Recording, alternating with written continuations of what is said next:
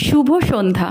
সারাদিন যা বৃষ্টি হয়ে চলেছে, চারিদিকে জল জমে আছে, লোডশেডিং, বাইরে বেরোনোর উপায় নেই। তাই ভাবলাম বিকেলবেলা ঘরেই কিছু স্ট্রিট স্টাইল চাইনিজ বানানো যাক। নুডলস তো সবসময় বানানো হয়ই, তো আজ ভাবলাম বানাই ভেজ মাঞ্চুরিয়ান। ফ্রিজে কিছুটা বাঁধাকপি আর গাজর ছিল, প্রথমে ওগুলোকে ছোট ছোট টুকরো করে কেটে চপারে ভালো করে চপ করে নিয়েছি।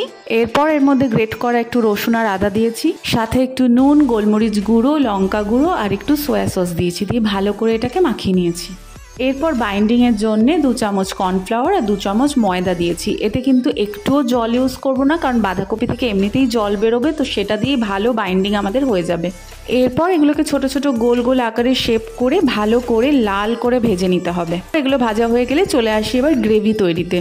একটু তেলে কাঁচা লঙ্কা কুচি, গ্রেট করা আদা রসুন কুচি আর পেঁয়াজ কুচি দিয়ে দিতে হবে। খুব একটা বেশি ভাজা হবে না, কারণ পেঁয়াজের ক্রাঞ্চি ভাবটা যেন থাকে সেটা দেখতে হবে।